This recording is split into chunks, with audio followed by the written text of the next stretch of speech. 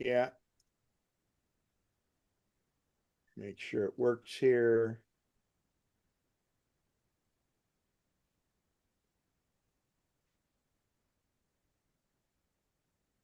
Yeah. Yep, perfect. It's working. Thank you for reminding me. All right, any other questions before we get into the start of the keynote? And actually, I don't need this up, so I can just say, hey, anybody. Well, actually, we've got Al's segment, so Al can do his great job with current news, events, and rumors. And he always finds some great nuggets. And there's a little less news than usual because he'll explain, because we have Yeah, the rumor. one, possibly two Apple events coming up. So go ahead and share your screen if you'd like, Al. Okay. And again, thanks to Al because he always puts all these links together and that comes out in a blast after the fact. And man, that's so important. All right. Uh, Feel free to give me the yank if I get a little long here, Ken. And as always, feel free to chime in. Okay. First of all, good evening, everyone. Welcome to this month's Apple and Tech News segment. Um, First up, a quick update on Apple's financial condition. On August 1st, Apple announced financial results for its third fiscal quarter of 2024, which corresponds to the second calendar quarter of the year.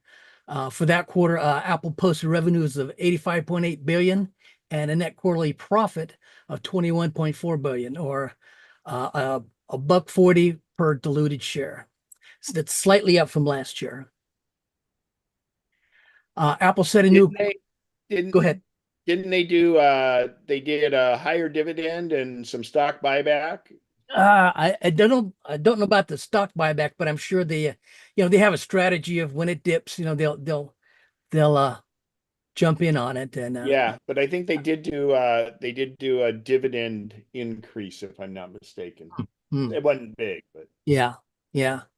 Apple set a new June quarter records for both revenue and earnings per share, while the services category set an all-time revenue record. The iPad category saw a notable increase in revenue thanks to the introduction of an iPad Pro and iPad Air models. The gross margin for the quarter was 46.3% compared to 44.5% in the year ago quarter. Apple also declared a quarterly dividend payment of 25 cents per share payable on August 15th to shareholders of record for August 12th. Here's a quick pie chart breakdown for Q3. Of course, Apple, of course, leads all categories, followed by services and the Mac at 8.2%, and about same as the iPad, and the wearables and home accessories at 9.4%.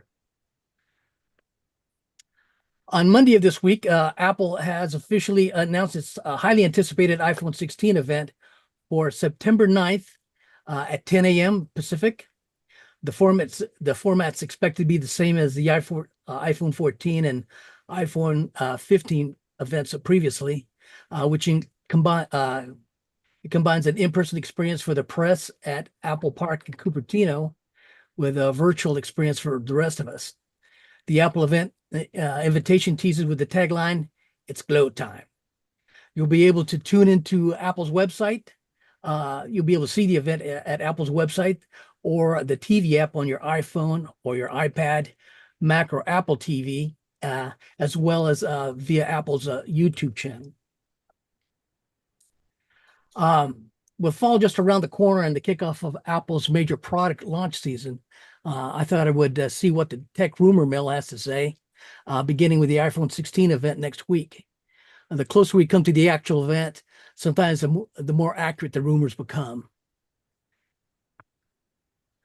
First up, the iPhone 16 and 16 Plus are expected to feature several notable upgrades over the predecessors. Here's a quick rundown of what to expect. Higher performance, of course. The iPhone 16 models will be powered by a new A18 chip and paired with 8 gigabytes of RAM. That's up from the 6 gigabytes last year. This will also enable some of the Apple Intelligence support that Apple talked about at the Worldwide Developers Conference. They'll include action buttons. The iPhone 16 will ditch the mute switch in favor of a new programmable action button, just like the iPhone 15 Pro did last year. It'll come with a capture button on the right side of the iPhone 16. You'll find a new button dedicated to the camera. This is so-called capture button will serve as a quick way to open the camera app. You'll also be able to zoom in and out and use it to bring pictures into focus. There'll be a smaller camera bump and, of course, new colors. The flagship iPhone 16 Pro and Pro Max are set to offer big upgrades over last year's models. There's some of the highlights are, first, larger displays than ever at 6.3 inches for the Pro model and 6.9 inches for the Pro Max. That's up from last year's 6.1 and 6.7 respectively. They'll have a dedicated hardware button for controlling the camera, just like the 16s. The camera upgrades that include a better ultra-wide camera. It'll have some improved low-light performance and a 5 times optical. And according to some rumors, the ultra-wide camera will jump up to 48 megapixel quality. That's a significant increase from the current 12 megapixel lens. The A18 Pro chip built for AI, thanks to its new neural engine, and it'll also come with larger batteries, improved thermal design, and Wi-Fi 7 support. And there'll be a host of new colors. So there'll be a black titanium, there's a natural titanium, a white titanium, and a bronze titanium this time. So colors is an issue for you. You get some variety there. Go back one slide there, please. So currently there are 4 buttons on the phone. There's on the right-hand side, the sleep wake button, and then on the left side, volume up, volume down, and then either the universal button or it's the silent button. Farther down in the middle, and we don't want to, it's hard. It's not a button as such because it's actually, it doesn't move in or out. It has haptic feedback. So when you press it, it gives you a little bit of a vibration to make you think you've pressed it. And it will be a way to actuate the camera. And the indications are that the most recent things is that, in fact, if you slide your whatever finger or thumb you're using back and forth, it would change between the lenses from the 1x to the 3x or the 5x or whatever, back and forth, and other features. For instance, if you hold it, it might bring up some other things. So it sounds like it's going to be pretty good. So part of the reason I brought that up is if you're most of us all use cases on our phones. So if you get one that has that haptic feedback button, remember, you have to be able to access it. So, it's in the past, cases have had covers over the buttons that articulate, that allow you to actuate them. In this case, it's going to be touch sensitive, and you need to have it exposed in some way. And I'm sure there'll be different ways for the case people to do it, but that's one thing that you can get on Amazon. You can get good cases for not much money, but get the better known cases, the better names, because I think that's going to be very functional. For instance, for me, I've taken the one multi-purpose button, and I've made it where that turns on my camera right away. That gives me one shot for it. So +1, yeah, me as well. Thanks, Al. Excuse me. All righty, moving on. Apple is planning to launch not one, but 2 separate tiers of AirPods 4 models. These 2 models will provide a lower price version and a premium option, with both the AirPods 2 and 3 expected to be removed from Apple's lineup. Both AirPods 4 models will feature USB-C charging cases and an updated stem design that looks like a blend between the AirPods Pro and the AirPods 3. Additionally, the charging case for the higher end model will include built-in speakers to enhance Find My integration. Noise cancellation is said to be exclusive to the higher end, as well as the Find My support. Excuse me. Well, at long last, the AirPods Max are set to receive an update this fall. The AirPods Max 2 will switch from Lightning to USB-C charging and will likely gain several of the features currently exclusive to the AirPods Pro 2, such as adaptive audio, conversation awareness, and personalized audio. Apple's going big with the new Apple Watch Series 10, with two standard sizes both being increased. The smaller watch, which is currently at 41 millimeter, will be about the same as the current larger model, which is 45 millimeter, with the larger option grows to match the ultra screen size, which is 49 millimeter. The device's case is also slimming down, and it should come with a more powerful chip that could lay the groundwork for Apple Intelligence in the future. Health sensors are detecting hypertension and sleep apnea are also possibilities. They're still sorting out some of that stuff. It's difficult technology, and it's a work in progress. I hope it comes this iteration, but we'll have to wait and see. So the bezel on the phone, which is the perimeter that you see this in black just out from the lavender, is reduced in size. So while the screen and anytime you do screen size, it's the visible size, not the physical size of the screen. So indications are that this watch, if it's any bigger than the current ones, the display will be bigger, but the watch itself may not necessarily be bigger. But people always ask then, oh, will the bands work? Yes, all the bands work on all the phones. So now next year with the Apple Watch that's coming out next year, that may change because there's talk of having the band itself start to be active. In other words, you could do it for blood pressure. In other words, you could get add-on bands that had specifics that could do possibly glucose and things like that from the back.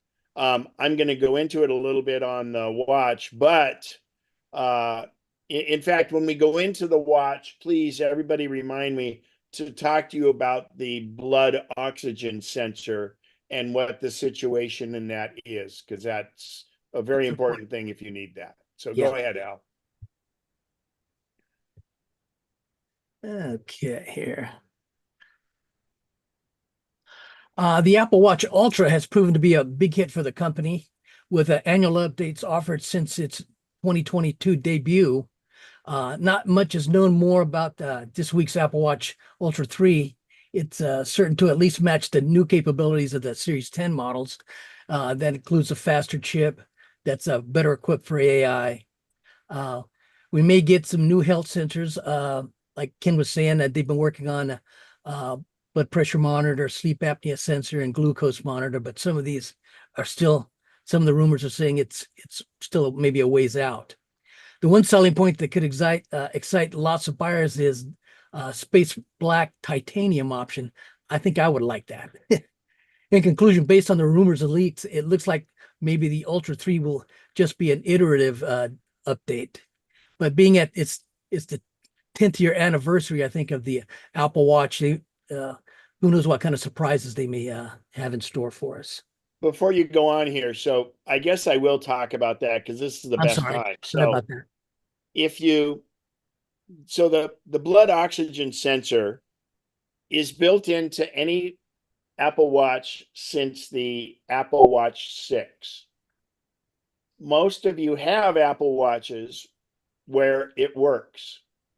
And if it works now, it'll continue to work.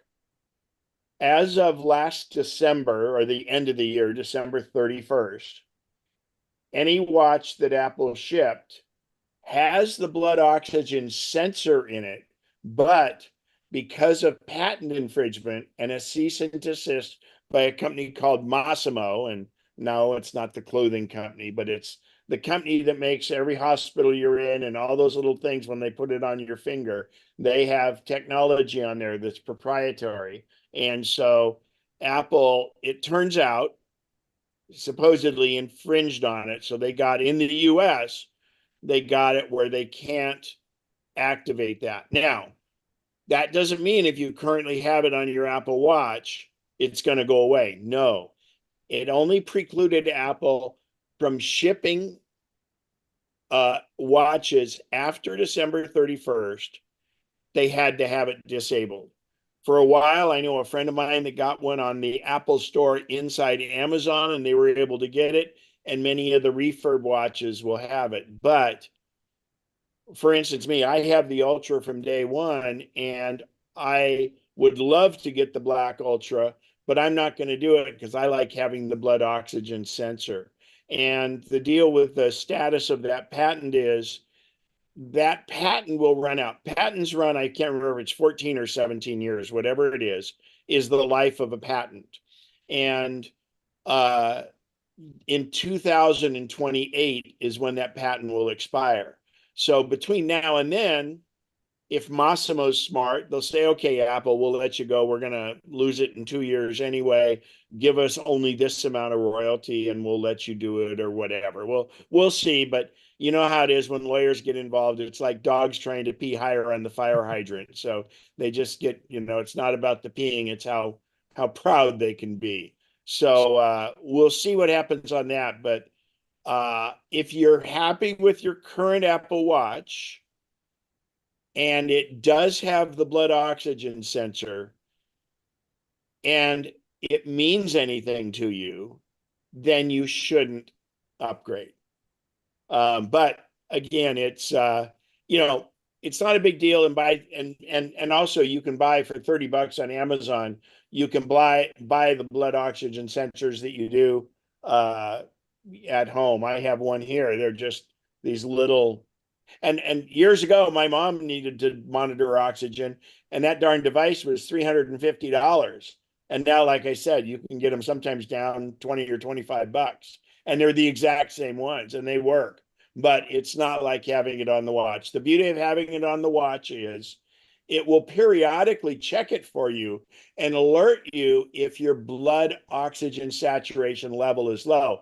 And what that means is there's a light that shines in through your skin and sees your vein. And again, you've seen the little thing they put on your finger when you're at the doctor, and that shines a light usually through your nail.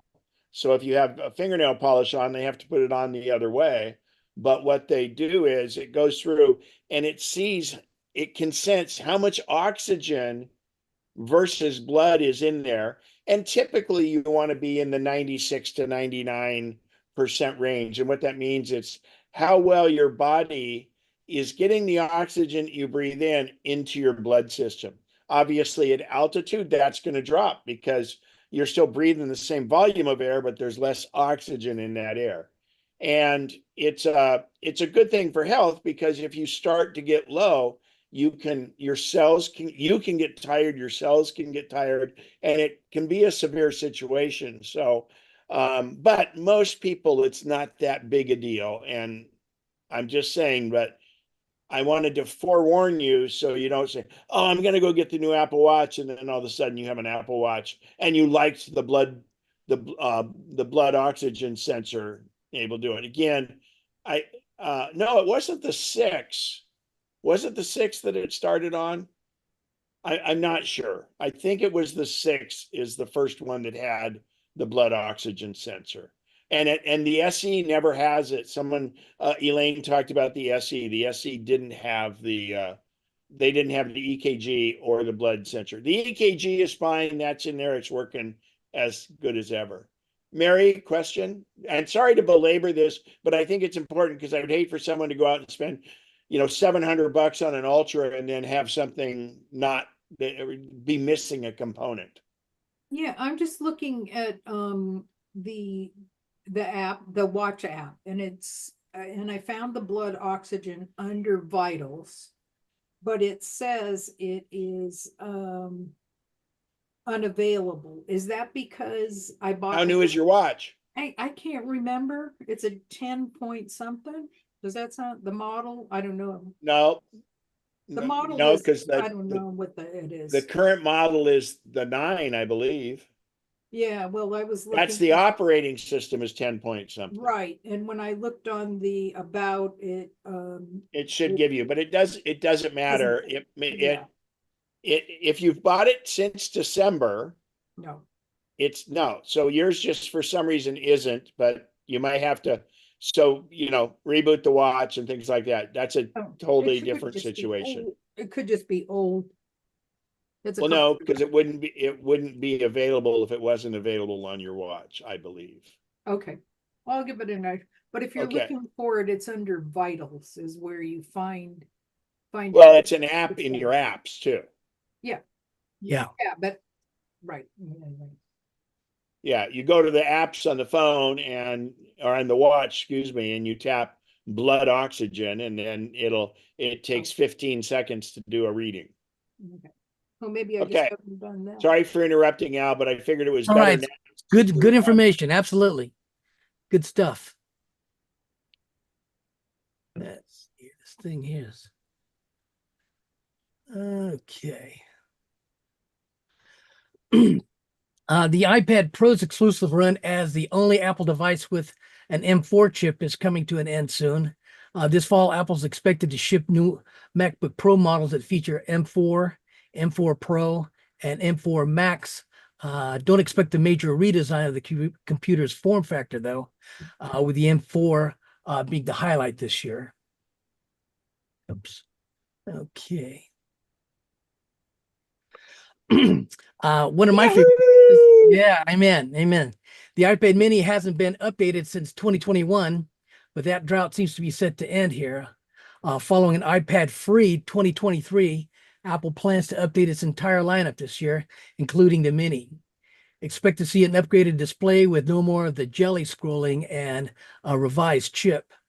It'll be a series. The iPad Pro and the iPad Air have M series chips, but we're not expecting the iPad mini to get a Mac chip this year. And instead, Apple's likely to go with an A17 Pro that was used in the iPhone 15 Pro models, or some other A17 variant that's capable of handling the Apple Intelligence. It's possible that the iPad mini will get an A18 chip if it comes after the iPhone 16 lineup, as rumors suggest the iPhone 16 models will have chips in the A18 family. It'll come with new colors. The front camera will be possibly maybe moved from a front-facing camera. See, Apple has moved the front-facing camera on the iPad Air to the landscape edge of the device, and it could make the same change for the iPad Mini. It may make less sense, though, to have a landscape camera on an iPad Mini, though, because it's less often used with keyboards.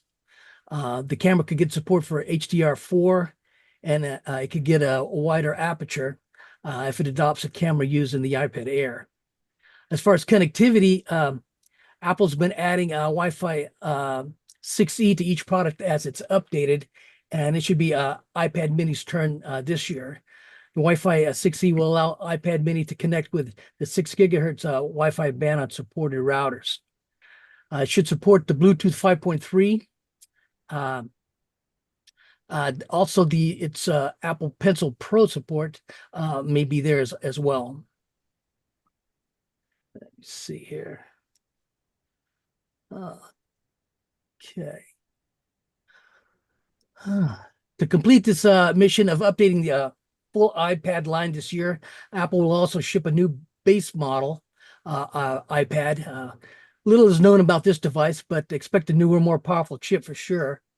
Perhaps some Apple Pencil enhancements as well, but nothing in the way of a major hardware design.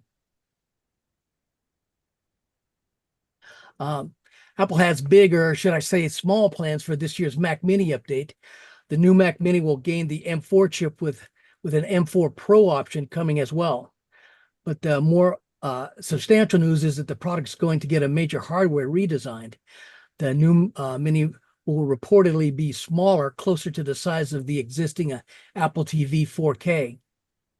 And these are just renderings. These aren't official Yeah, product absolutely. thought. Just Keynote is acting funny on me. Okay. Apple's expected to launch M4 iMacs before 2024 ends. Unlike the Mac Mini, the new iMac isn't expected to receive a redesign for any other significant new features. Here's to hoping we at least get USB-C accessories in this time around. There's some wild cards in this round. Uh, there's possibly a rumor of a Apple TV 4K. Rumors have been on and off about new home devices in the works at Apple, possibly with a 2024 release date. See, one of the new HomePod revision rumors is it'll come with an LCD display on top. Either update is likely to make some waves, but nor they're not going to have much impact, I don't think, as with the Apple Intelligence compatibility. So we'll have to see what the surprise is with. We've talked about this before, but Apple's confirmed that Californians can soon carry their driver's license and state IDs digitally on their iPhone and Apple Watch. The new feature set to roll out as part of California's mobile driver's license pilot program marks a significant step in the state's efforts to embrace digital identification. The move was rumored earlier in August, but the company officially confirmed it on Thursday, August 15th. So there was an initial one of, oh gosh, 6-8 months ago, and it's not, it was from DMV and everything, but it's not fully featured like this. Yeah. You can't use it for flights and things like that. And Randy, I think that's what you signed up for. Yeah. So this, when it becomes available, they're probably going to roll it out and have it be limited. So if you hear about it, I'd try to get it right away. But the nice thing is, I think 6 or 7 states are currently doing it. But in fact, it means you wouldn't have to carry your license with you. Now, that's for legal things, but there's probably other places where they may not respect this and you have to have your license. So, and it will work for TSA. During the pilot program, participants needed to have a valid California driver's license or ID card, an iPhone running iOS 17.5 or later, and Apple Watch that's up to date. They also need to have Face ID or Touch ID turned on, two-factor authentication on the Apple ID, and the device region set to United States. So I assume the final release will need at least these requirements. And the nice thing is it'll be an Apple Wallet. Yeah. But it's not there yet. I got a couple slides here I'll show you. For those interested in learning more about the new feature or participating in the app in California's DMV mobile digital license pilot program, additional information is available on the DMV's official site. I logged on last night and input my information and I was approved this morning. Be advised. For the MDL, did you do it the first time? I did, but they had me I did too, and it went away. I mean, you know, that's crap. Yeah. Be advised though, if you have an expired license but do have an extension in place, you will not be approved. You can just ask my wife, Mary. Oh no. Yeah. Since I did it, I threw together a couple of slides here. The Apple Wallet has an option to add the driver's license or state IDs, but the state of California currently wants you to use the California DMV wallet. That's the fourth graphic. It's on the right-hand side. You must download the DMV wallet, but don't be confused. There's also a California DMV app, and that's not it. You want the California. Al, isn't this the one for the one we were just talking about, not the new one? This is I think the one that you just did is not the new one. This is I downloaded the California DMV. I went to the website, and then it directed me to Apple's app store, and I downloaded this what you see on the right. That's not the new thing. Really? That's oh yeah, it's not out yet. I thought this was still a continuation of the pilot program. Exactly, the one Yeah, that you and I yeah, both did, and then it right. got deleted. But when it does the new one, it will come into Wallet. And so Yeah. this is an intermediary thing that I don't necessarily think people Yeah. need to I do. could be, I could be in error then. I created Well, this. mine isn't in wallet and active, so that's one of the first ones to when they started the thing last October. Yeah. Does this look familiar to you, Bob? Have you signed up for it? Uh, I'm looking at Yeah, but again, this a this screen very does similar this to. does virtually nothing. Hmm. So, I mean, you guys can waste your time if you want, but a cop may or may not take it, but this isn't the new setup. The new setup is actually approved by Apple and it goes in your wallet. And we're probably in the next month, it will be available. Okay. And doing this doesn't get you into the other one and vice versa. Yeah. I know when you go to the my Apple Wallet, and I hit the plus sign up there, it gives you the driver option to load in your driver's license or state ID. From And other states. yeah, yeah. Well, Right there. You see, yeah, it's right what you're showing right there. right, right.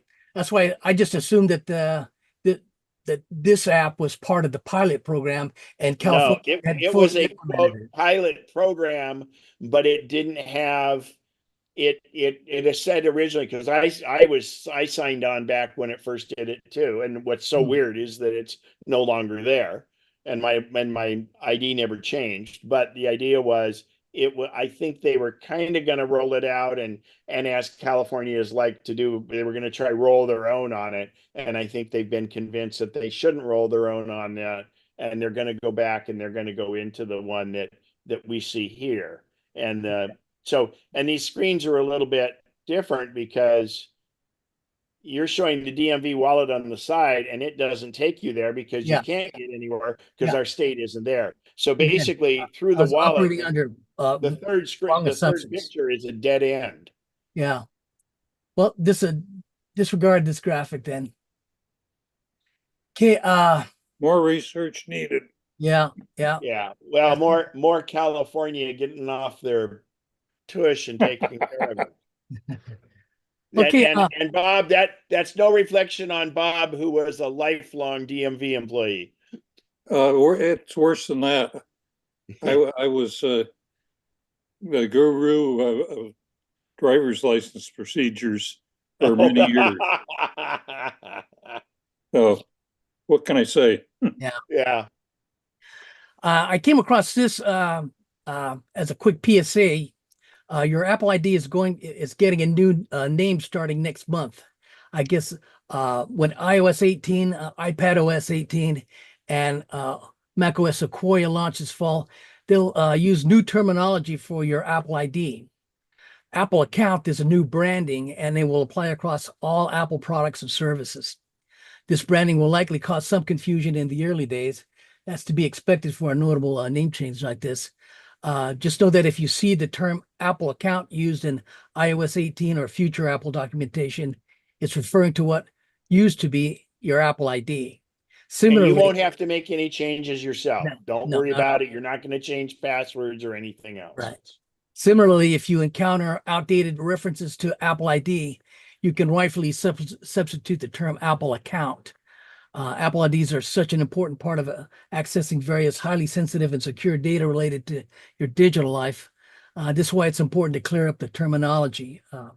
Phishing schemes, for example, may seek to capitalize on users' confusion about this change.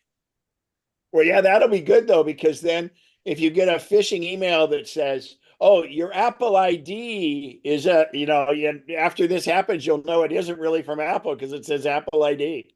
Just like when you get those and they have the old Apple logo, not the rainbow one, but the one in Yeah, between. It's like, well, you better really update your stuff, if you're yeah, trying to get me to click on it. yeah, yeah. Uh, oh, this is odd here. Okay, Oh, it's the new stealth thing that's coming uh, out. this is a little keynote wrinkle that happened today. I don't know why. Okay, something about that particular frame. Basketball legend. Yeah, Okay. this is the one. According to San Antonio TV station KSAT, um, former Spurs player and now broadcaster, I guess, paid no attention to his Apple Watch because he had no recognizable symptoms. According to him, my watch kept telling me you're in atrial fibrillation. It just kept telling me over and over and over again. There's no way. There's no way. I feel fine, he said. For 4 or 5 days, he just blew it off until one day, 2 or 3 times in a row, it said he thought he should go see his cardiologist. And so his cardiologist, Dr. Triana, uh, after taking the call, she immediately advised him to go to the hospital, and Elliot did, and he had a successful cardioversion procedure, which shocked his heart into the correct rhythm. I'm assuming that's something like that you encountered, Ken? Well, actually, not mine. I was in AFib, but I have a very close friend of mine who I used to ski with. He skied up until he was 82 years old, but he was an early. In fact, he used to do the Apple Watch classes out here at Sun City. He was a very early adopter on the Apple Watch, and he had the Apple Watch that had the EKG on it, but when that watch was introduced, it was a few months later that they actually activated it. So his was not active, but all Apple Watches do your heart rate. And Apple now has enough data that can tell things, because atrial fibrillation is usually not detected by pulse. It's detected by the signals, electrical signals that you get put out. That's all those 12 little sticky things they put on you when you're at the doctor. But he was in New York City to go see his grandson perform at Carnegie Hall, and so and music, and he's walking around New York just being a tourist 3 days before the event, and his watch pops up and says, and he'd never had any heart issues at all, even though he was 82. It pops up on his watch and says, "You might be in atrial fibrillation." So he decided that he should go after, of course, he Googled atrial fibrillation, and he proceeded to go to Cedars-Sinai Hospital. And sure enough, they didn't have to cardiovert him, but they did put him on blood thinners and monitored him, and he's okay. And he later on got cardioverted, but it wasn't urgent. But the watch picked that up and could have saved him. Atrial fibrillation, and it seems to always be males, but it happens in females too. It's where your heart beats, your upper chamber and your lower chamber aren't in rhythm. And I've had AFib. I was treated for it. I was fixed of it back in what, October or something. Anyway, the upper chamber is beating very fast because it's electrical impulses, and the lower chamber is just normal. So when your heart usually goes thump, thump, thump, thump, well, with atrial fibrillation, the upper chamber is more or less quivering because it's getting too many signals. And so what happens is the blood doesn't fully flow to the lower chamber because it's what's called cavitation. It's pumping so fast that it's not pumping efficiently. So therefore it doesn't pump all the blood to the lower chamber. Now, some people feel fine with it. I have a good friend of mine that I ski with, and he bike rides like a maniac and everything else. And he's in AFib all the time, and he's okay. But I know when I was in AFib, I could barely walk across a parking lot. It fatigued me. But what the big risk is, you risk stroke if you're in AFib, because since the blood does not fully profuse from the upper chamber, the atrium, down to your aorta, what happens is the blood pools. Well, think about blood. When it pools, what's it do? It stops, it pools, it coagulates. Then if it coagulates, it becomes a clot. And then at some point, your heart evacuates that clot, and it goes to your brain or to your lungs or somewhere else in your body. So the biggest risk of AFib is clotting and strokes. And so they usually put you on blood thinners. There's some techniques for it. And the Apple Watch, not the SE, but from the 6 or newer, on the crown is an electrocardiogram sensor where you put your finger on it for 30 seconds and it'll do the graph, your little ups and downs, and that you see it goes to your phone, and then that can be sent to your doctor. Now, I think this guy's case was probably like, because he didn't have any pre-existing, so he didn't know to check the watch. So the miracle here is the lives that Apple is saving, because they are getting so much information about people's, because it regularly monitors your heart rate, and if you're using the fitness mode, when you're in an activity, it will constantly monitor it, but or otherwise it does it okay. But it was deriving that information from pulse rather than having to use the EKG.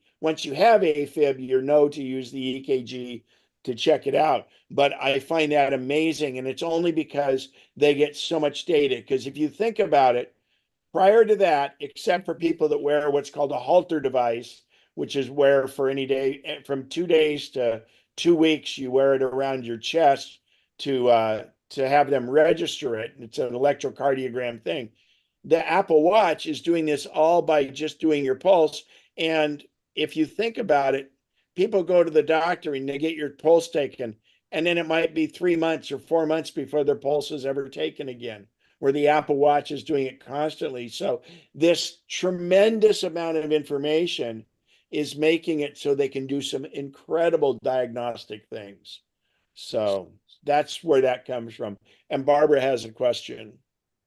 Yeah, I have a friend who just recently bought an Apple Watch Series 9, and in setting up the health app, it asks whether you've been previously diagnosed with atrial fibrillation. Do you Yep. know why it asks that, and how does that change what the watch measures?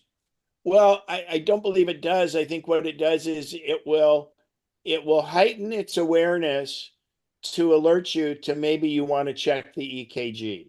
I don't know for sure or not. I don't know if that is also for them uh, to adjust, because the whole thing, like we're going to talk about the fall detection, all that stuff morphs over time and improves, but it improves because it gets more and more and more and more data all the time. It's Right. very similar to self-driving.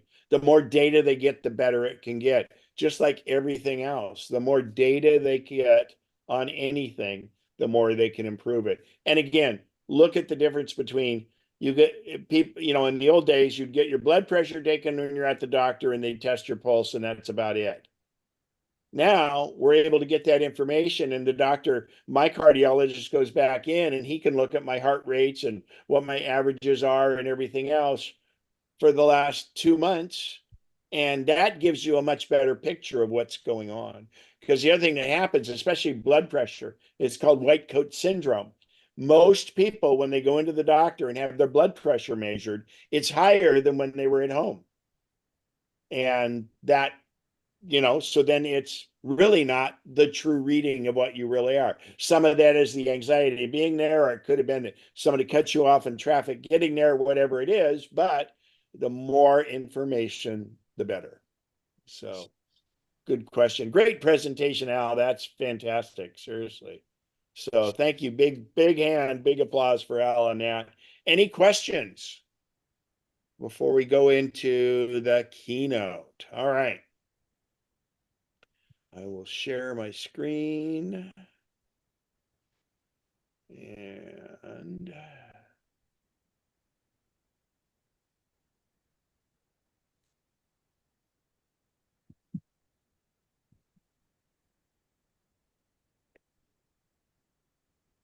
okie dokie. Well, I've already started the recording. Oh, I'm sorry. Volunteer and member announcements. Do we have any volunteer or member announcements? Speak up if you do.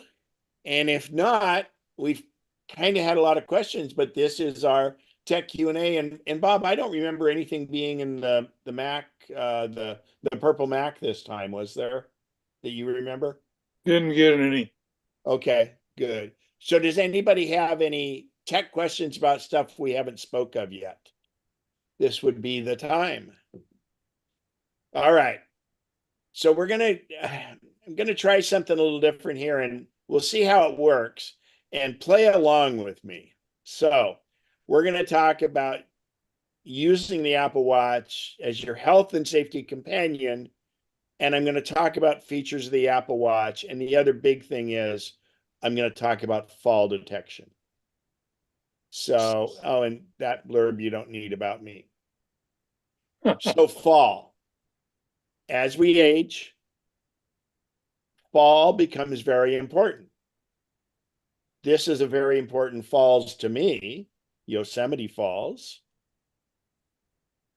Fall is coming up in about 3 or 4 weeks. And then there's falls. So I I'll just call this Fall Prevention Month because I just happened to get this graphic when I was putting the slideshow together. But I like this. Be ready, be steady. So everybody, you can turn your video off if you want, but I'm going to have, and hopefully you can hear me because I'm going to have everybody do something. I'm going to have you stand up next to your desk. Okay, I see the people with their video on aren't doing this. So, and if you feel embarrassed, you can turn your video off. In fact, let's do this. So what I like you to do is don't be near a desk or a counter or something that you can rest your hand on, but don't do it right now. What I want you to do is lift up, don't put your hand on anything else. So I want your arms by your side. And I want you to lift one foot just about 5 inches, just 1 foot. And I have crappy balance. Okay. So now put your foot down. Now take your finger and just put it on the edge of something that's fairly stable. And you don't need to put a lot of weight on it. I want you to just kind of just barely, I mean, put a little weight on it, but I'm not using it to hold you up. Now, once you get there, lift up the foot 5 inches again and put it back down. Now take your hand off of it and lift up that foot again 5 inches. Okay. All right. Everybody's done here. So feel free to chime in. Did you notice a difference in balance? Al? Oh, yeah, of course. Yeah. And it's not like you were putting pressure on it. So I'm going to explain why, and then I'm going to give you, and this has to do with fall, and remember the old thing, I've fallen and I can't get up.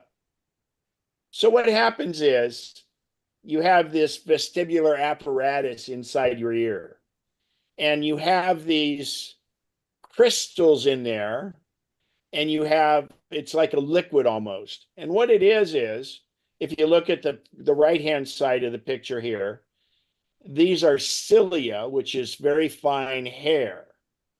And what happens is you can see the nerves are attached to those.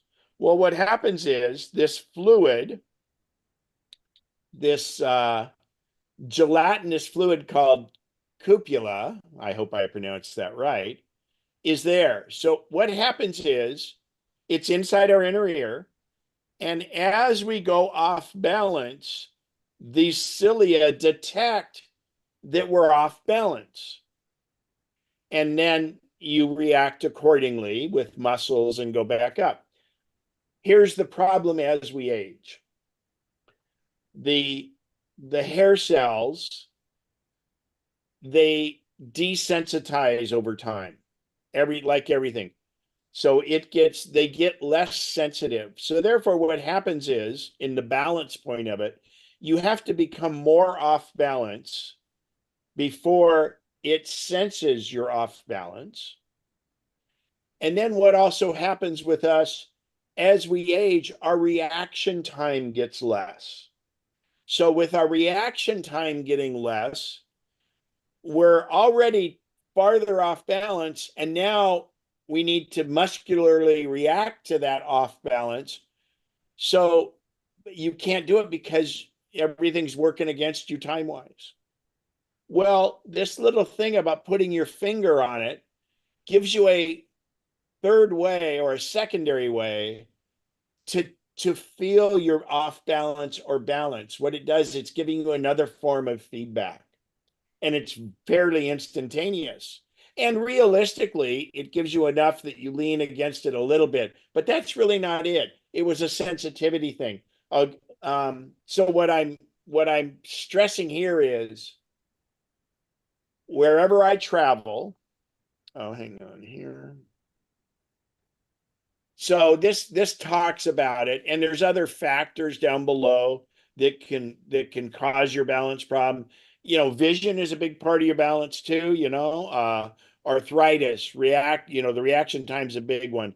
You could be in just you could be in a bit of a daze, so the brain could be. But the big factors are the cilia and the fact that you can't react as quickly.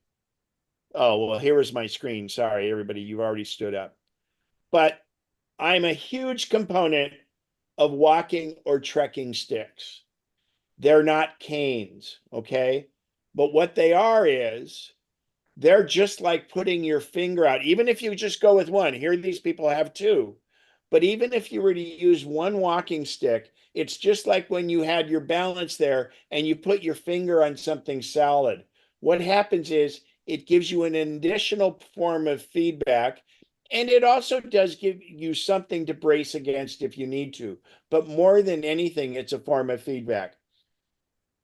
I practice what I preach. Here I am at the Great Wall.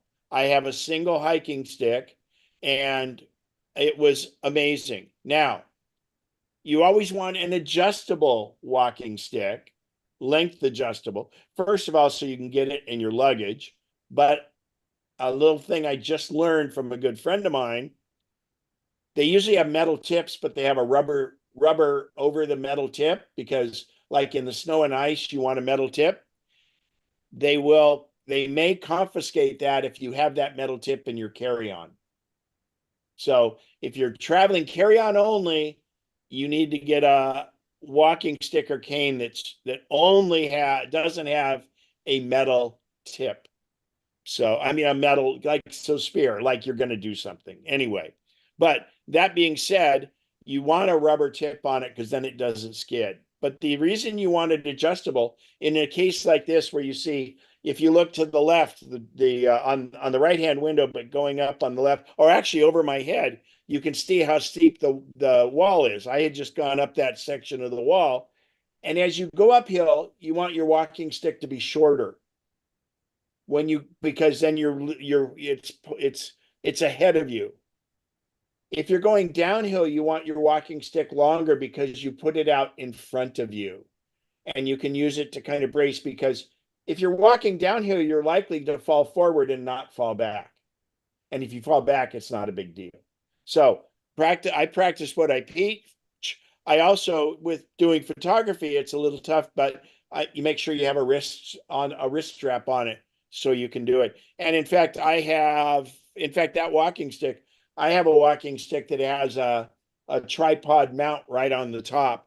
And by the way, as a photographer, when I went up and did those pictures of the big boy train, it was tons of pine needles on a steep slope. I used my tripod as my walking stick as I went down there. So Machu Picchu, of course, I had a walking stick there. So this is Heavenly Valley. And when I ski, I use my poles because that's what you do for skiing.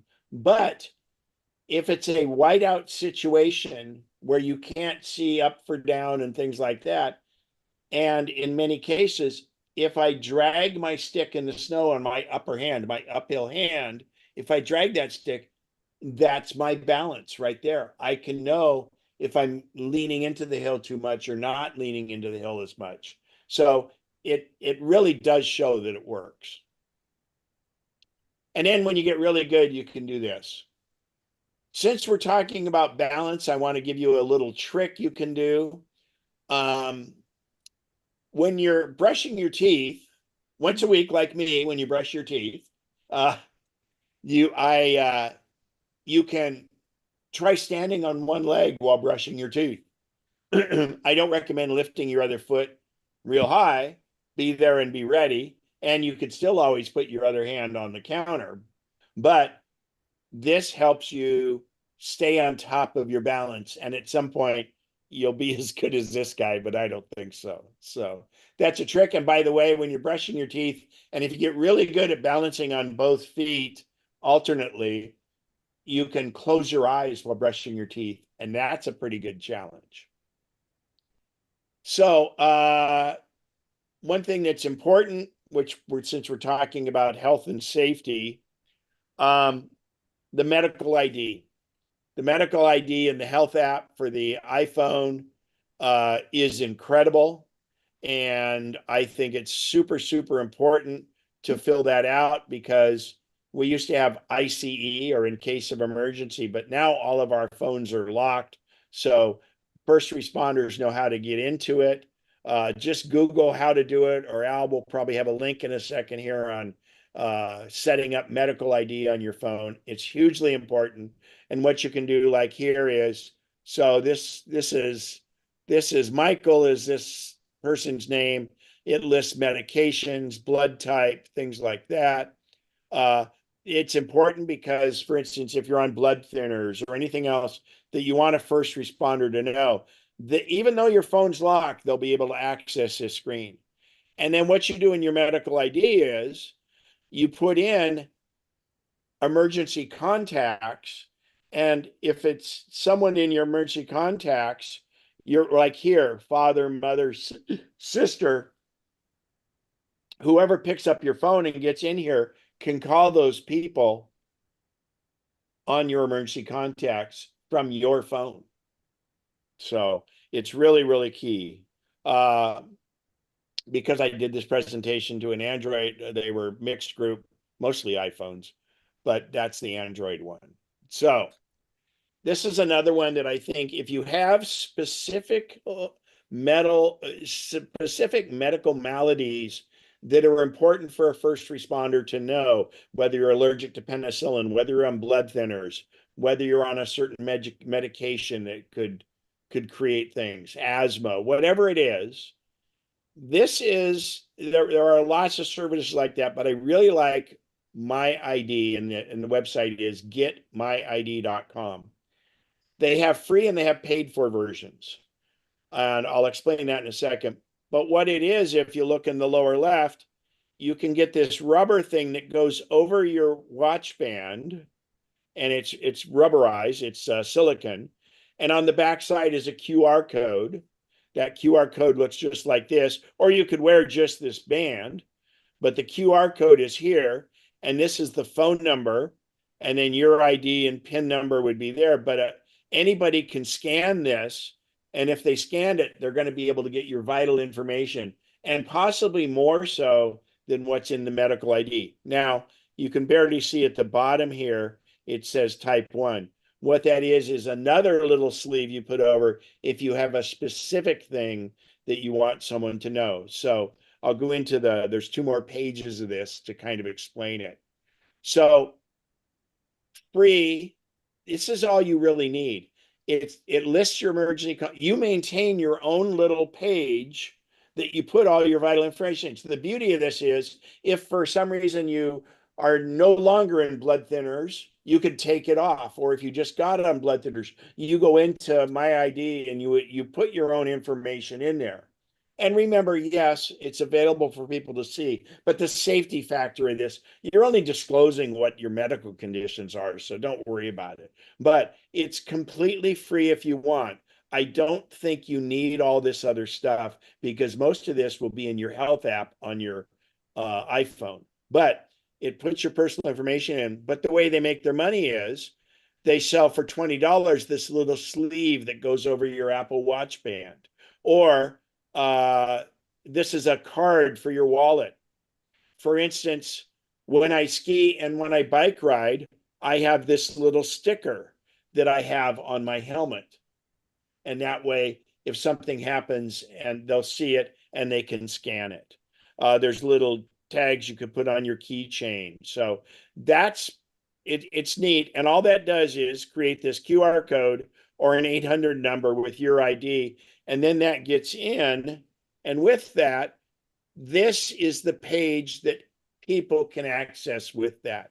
So because YouTube likes to block if you put too much personal information in there, I've blotted it out. But you can list whatever you want. You can be as verbose as you'd like. All your information, obviously your address, your emergency contacts, and you can put multiple ones in there. Now, I'll point out at the top, I'm not allergic to anything. So what I say is I am allergic to bullets and bombs. And I did that because, and I do that when I even go to the hospital. I want that person to know, hey, look, I'm an okay guy. I'm not just some person that's passed out here on the street, and kind of give them a little bit of laugh. But you can do whatever you want. I told somebody at the hospital this, and the guy said, well, you should say you're allergic to bullets, bombs, and bad beer. So I didn't add that, but I thought that was kind of funny. But anyway, this is all the information, and you're the one that gets to update this and change it. And there's no cost, no fee, or anything else. So it is, I'll go back to the main page, getmyid.com, and it is called My ID. So I think that, and coupled with the medical ID on the phone, helps really cover you in many regards. And if there's questions, please let me know. I got too much going on my screen to see the participant list. Let's see, there it is. So if somebody gets their hand up, you guys have to let me know, or feel free to go in. Oh, so yeah, so here's my, so since we're talking seniors, I saw this a long time ago and I thought it was pretty cool. So let's see, and this one doesn't apply to us. I did this presentation up here at Sun City, so I thought it was kind of funny at that point. But that's all putting the cart before the horse, which is kind of inconvenient, especially if you're the horse. So using the watch as your fall and health companion. Okay. The watch does many, many, many, many things. Many really cool things. It can alert you when sunrise and sunset is. It can do the moon stage. It can track where you go. It can be a compass. Mine, I can use it when I'm going skiing. It'll track where I go during the day skiing. There's a golfing. There's an app you can do that's free if you want, or you can spend 20 a month. And what it does with the watch, as I get on the tee, I go to my watch and I tap, and let's say I'm using my driver. I select driver. It's called Golf Pad is the name, Golf Pad. And you tap it and I say driver. So then I hit my driver, and usually not too far. I'm not a great golfer at all. And then I get to the next spot, and let's say I'm going to use my 7-iron. Well, I go to my watch and I tap 7-iron. Because of the GPS on my watch and on my phone, it knows where I hit the ball from first, and now I'm hitting my second shot. So what it does is it logs on this chart and says, oh, you went 130 yards on your drive, which is not unusual for me.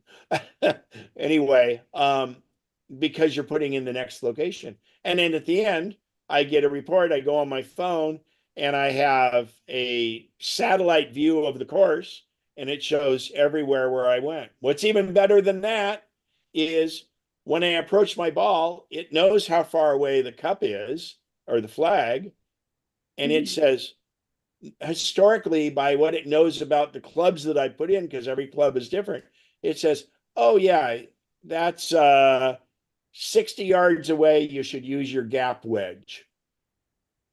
And so, boom, I pull out, and half the time I don't trust it, but then I find out that I should have. So anyway, stuff like that on the watch. But we're looking at here, obviously, you can make phone calls.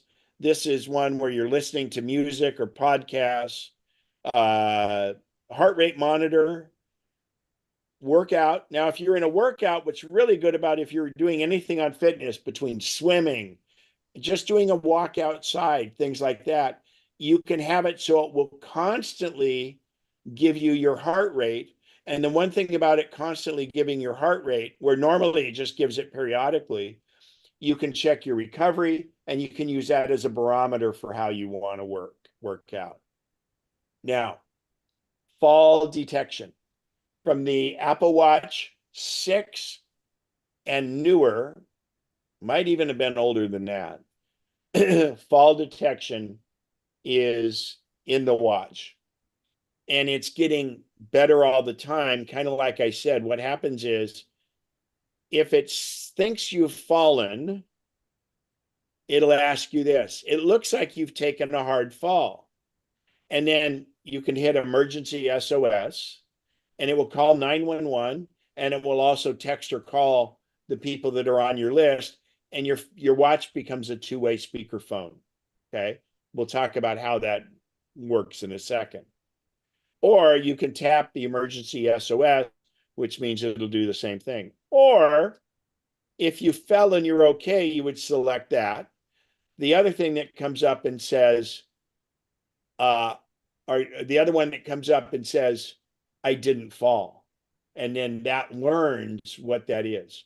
And this is all done with what's called an accelerometer that's inside the phone. Okay. The other thing you can do from the watch is you can press and hold the button and it will call emergency services. The other thing you can do with your watch is you can say the word hey and the word Shlomo. You know that I'm talking about SIRI, but I don't want everybody to get triggered. If you say that, and you can say call emergency services, because let's think about this for a second. My late mother, she didn't have the Apple Watch. In fact, she didn't even have the iPhone, but she was out in the backyard gardening, and she didn't fall hard, and it wouldn't have even picked it up actually, because she just lost her footing and went between these two rocks, and they weren't sharp, and she didn't get hurt by the rock or anything, but she was stuck in such a position she couldn't get up. So at that case, if she'd had the watch and she could have reached it, she could have pressed the button to call emergency services, or she could have vocally said, hey, Shlomo, call 911 or call the emergency services. What she had to do was she kept yelling, and finally a neighbor responded, and they came, and she wasn't hurt at all, but she couldn't get up.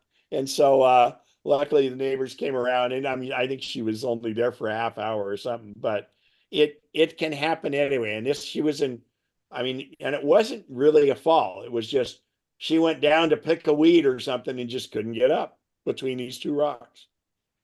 So this is this. Now you can enable fall detection. It should be on by default on your Apple Watch, and you go into settings on the watch. And you don't have to do it this way, because you can also do it through the watch app, but I want to show you. So you go into SOS. By the way, a little trivia: SOS means save our ship, is where that comes from. SOS, fall detection, you would tap it and disable it. And then the hold side button just means the button on the side. That's how you get SOS. And that should be enabled all the time, which means you press and hold that button on the side. So fall detection is disabled. You top that, and then you turn on fall detection. It tells you what it does. And then you say it can do this, and you confirm. And now fall detection is on in your watch. And again, pipe up or raise your hand if you have any questions. So that in the watch app on the phone, what you do is you go to the app called Watch, and you go over here to SOS, emergency SOS, and then you get this screen, and hold side button to dial should be on, and then you turn on fall detection. Now, I don't recommend it for most of our demographics, but some younger people would only do it during workouts. But I think we should have it on all the time. You will get some false positives, and I'll give you an example of that. Gosh, when fall detection first came into the watch, I was doing a presentation on it in Grace, not Grace Cafe, in the Fireside Room upstairs at St. Mark's. And we had the break halfway through. And if anybody remembers the doors to the restrooms there, they used to stick. So after our break, after I've discussed fall detection, a guy comes back to me after the break and says, yeah, I was in the bathroom and the door was stuck and I had to take both of my fists and kind of pound on the door to get it to open. And it asked me if I had fallen. And he told him, no, I hadn't. And I got to say that fall detection has gotten so much better. But here's the deal. You're going to get some false alarms, but they're getting less and less. But I would much rather have a false alarm than it not work when I fell and bumped my head and became unconscious, because it will do all of this autonomously. And if you can't reach your watch and it calls 911 for you, you still can have, if you're not unconscious, you can still have a hands-free voice conversation to the first responders. So I think this is great. And I want to point out, though, there are some other alternatives. These are I got these from Clark.com, but I just want to point them out. But I think we all have iPhones and most of us have Apple Watches. So I think these become less of an issue. I did this presentation to our entire association out here, so that's why I put it in. But if you look, most of these packages are $30 a month. So that being said, I want to, let me look at something here really quick for my slides.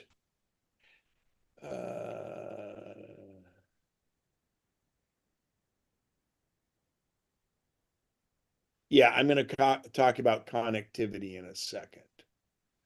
So,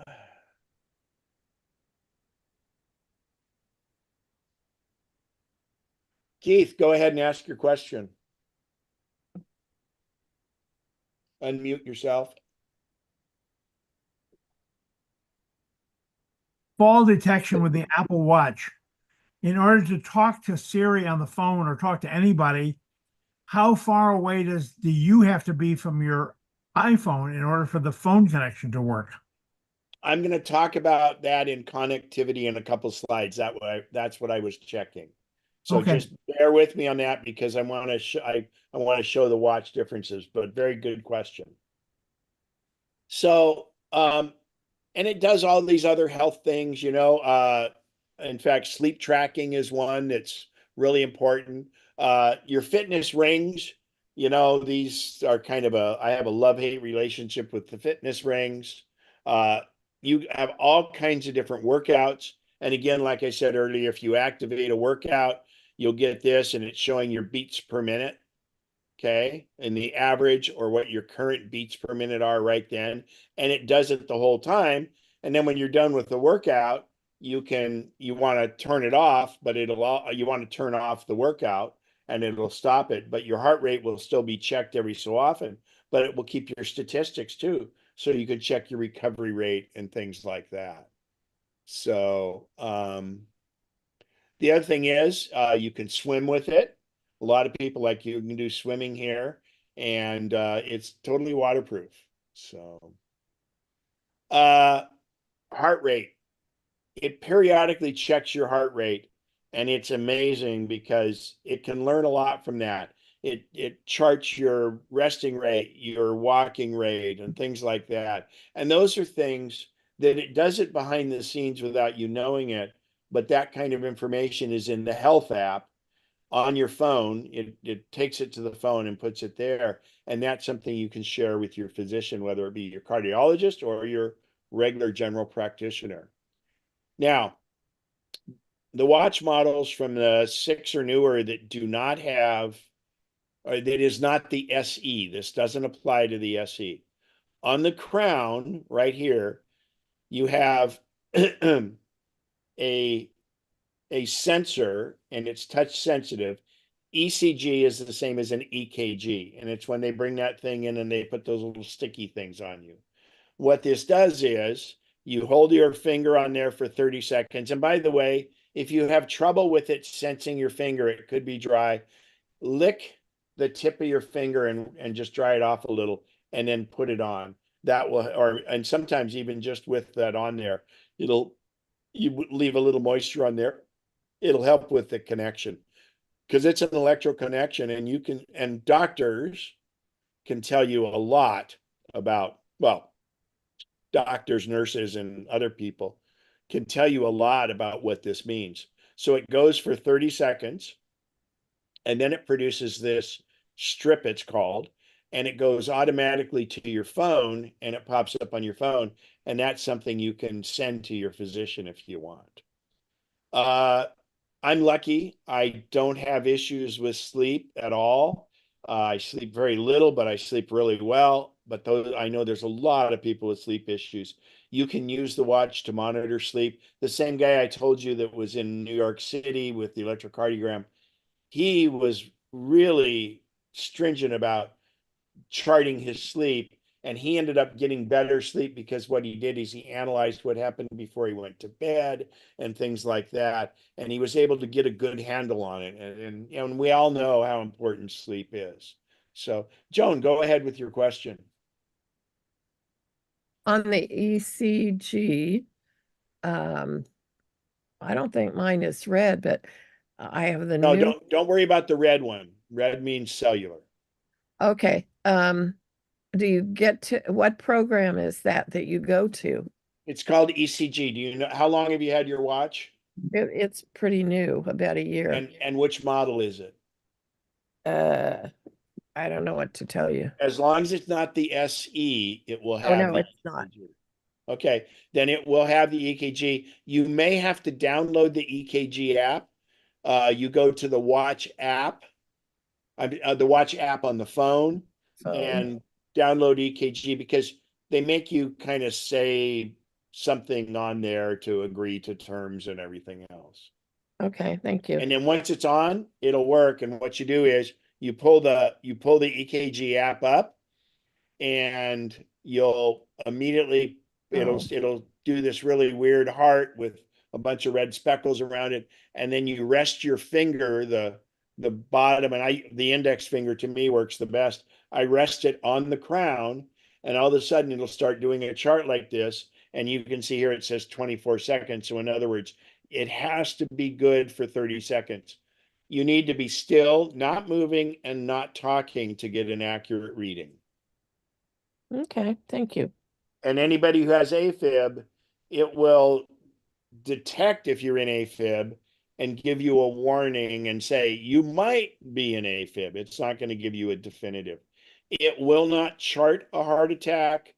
They say that, but there's some messages that goes out if you're having some irregularities, and it will probably do okay. So, all right, let's go on here. The emergency services, like we talked about, you can activate that even if you haven't done fall detection. Yeah, cycles. So younger females, you can check with your cycle tracking and ovulation and things like that, which it does a great job of that. Now, when I was doing when I was preparing for this, I was getting graphics and different things, and I got that picture. I've fallen, I can't get up. And I saw this t-shirt, but I thought this is ironic. It should actually be on the back or on the side, because if you've fallen, nobody's going to be able to read your t-shirt. So anyway, all right. So this goes to Keith's question. I want to talk, this is huge, about the connectivity of the Apple Watch. So first of all, an Apple Watch, to get set up and to be utilized, has to be from an iPhone, okay? But it doesn't have to have the iPhone to be used. So on the right-hand side, the watch is offered as GPS only, and it does not have a red ring, or older ones had a solid red dot in it, where this one has the red ring and a red dot. That indicates it has cellular. So when they say GPS only, all they're saying is they both have GPS, but this watch, they didn't want to say Wi-Fi, because what happens is this watch is implicitly tied to an iPhone. Now, it's by Bluetooth, but also by Wi-Fi, because Bluetooth has limited range up to 100 feet. But I'll give you a scenario. Let's say you go to a gym, you're at a large gym, and you want, and they have Wi-Fi. So if your phone is hooked to the Wi-Fi in the gym, you could go and put your phone in the locker and then go all the way to the other end of the gym, or even go in the pool.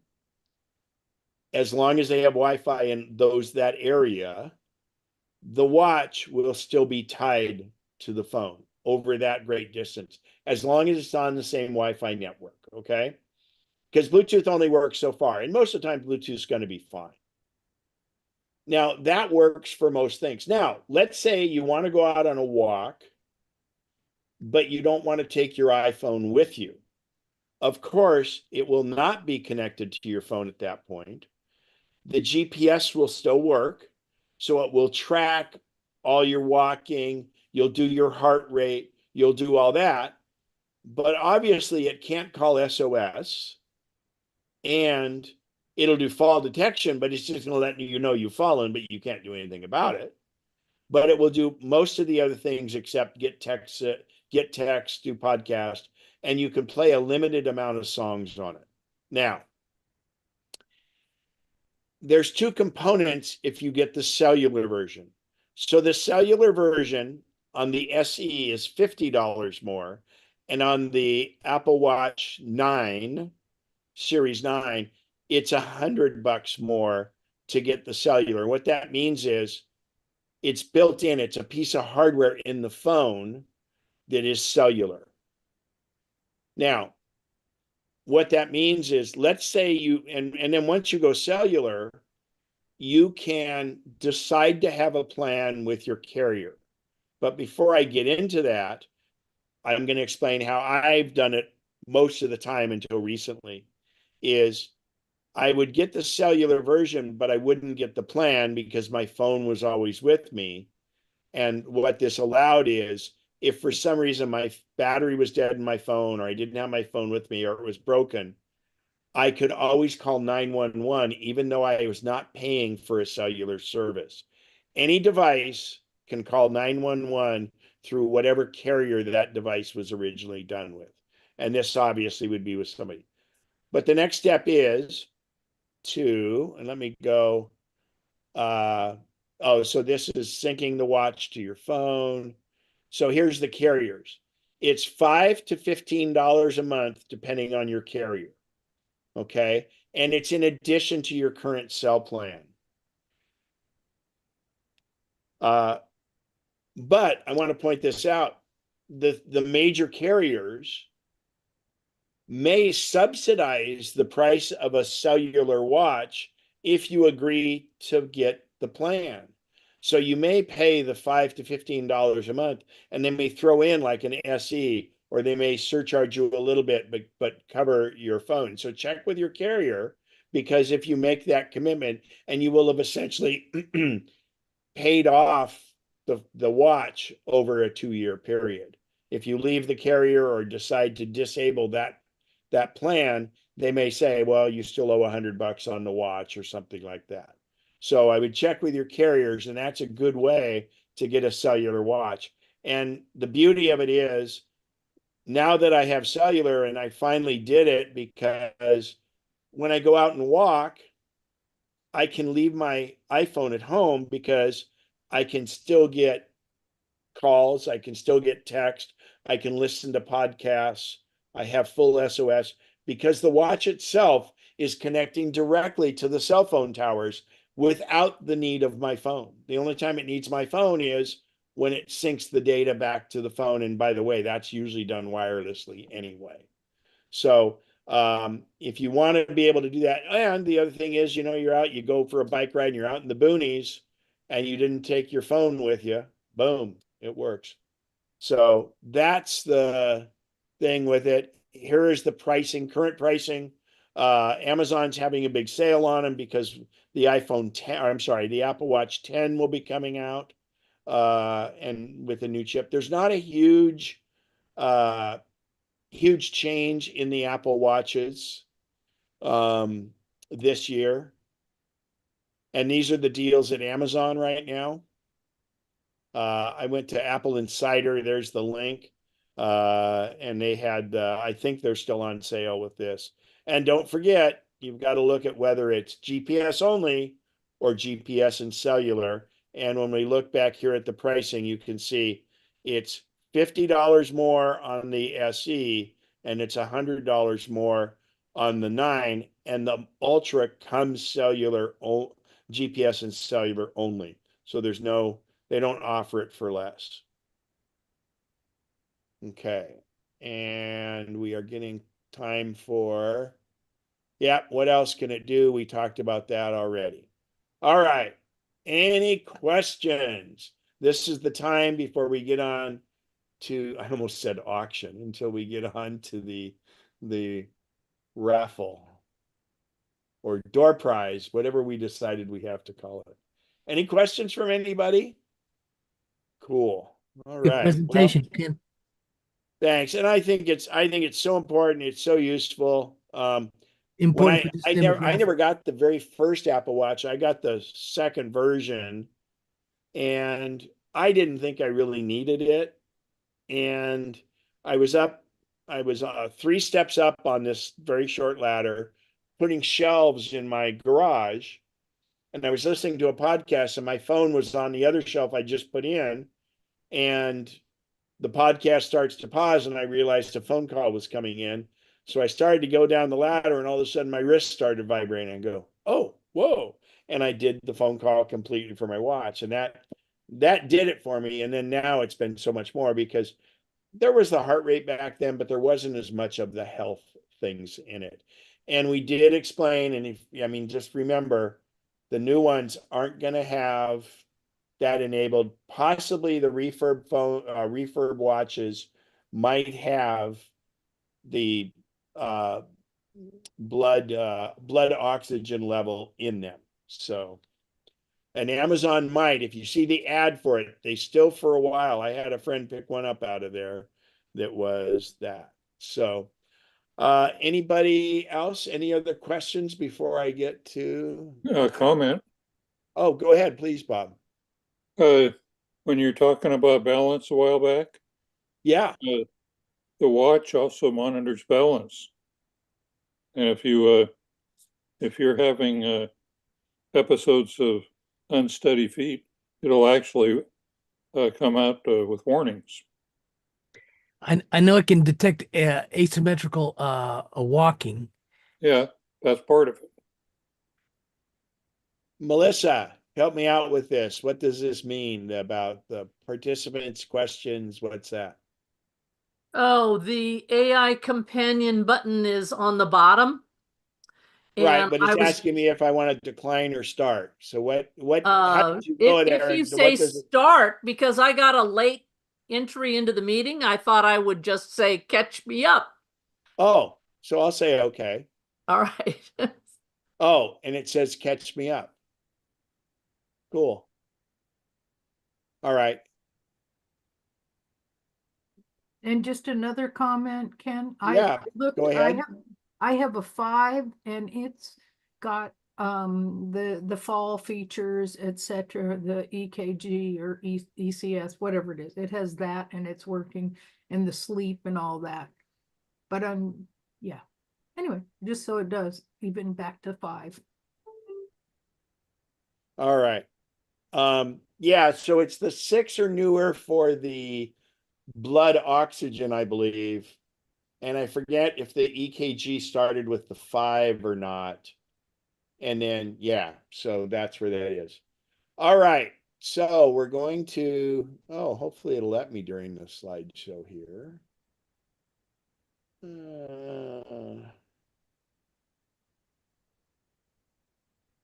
No, maybe not. Let's see. Can I move that? No. All right. Well, there's not a hot button for Siri, is there? Okay. Well, let me go ahead. I'm going to unshare my screen. Oh, I'm going to try to. And that way we can all see each other. Okay. So I need some numbers from Mary and Lisa. 1 through 38. 138 is our full membership. No, no. That sounds too low. No, no, no. 1 through, we have 38 tonight. Thank you. 38. Okay. What's the other number? Sure, you'd ask that question when I was on the wrong page. Uh, 245. 245. Okay. So as always, we're going to go through and have Siri do random number generator. There are 5 $25 Amazon gift cards, and 2 $100 Amazon gift cards. And those are only available for what, Lisa? They're only 4 $25. Oh, I thought I said 4. Well, I heard 5, but you know, I'm sorry. I my meant to ears say are old. 4. There's only, no, it's probably my, I've been drinking heavily is what it is. You can Yeah, I tell. can see that. Well, you're Well, parched. so Look at where you're at. Too much four water. $25 Amazon gift cards, 2 $100 Amazon gift cards to member attendees, and then one $100 gift card to our whole membership, and it uses a different number. And in fact, yes, you can win 1 in each, but if you win 2 in the first one, you have to give 1 of them back. So that being said, I will use Siri to do a random number generator. I don't know the numbers of the people. And for the first ones, we have 38 attending. Give me a random number between 1 and 38. It's 3. And it's good. Number 3. Oh, Barbara Moore. Barbara Moore, congratulations. Thank you. And give me a random number between 1 and 38. It's 17. Yeah, that's a good one. It shows me on the screen that it picked both, that had both Jane- ends. Jane Hunter. Thank Jane. you. Congratulations, Jane. Give me a random number between 1 and 38. It's 17. 17, near the middle. No. We No. just did that one. Yeah. Oh, okay. Well, then they'll have to give this one back. Yep. Give me a random number between 1 and 38. It's 13. Gosh, if it was 17 again, I would have said, nope, Siri's broken. Elaine Hebert.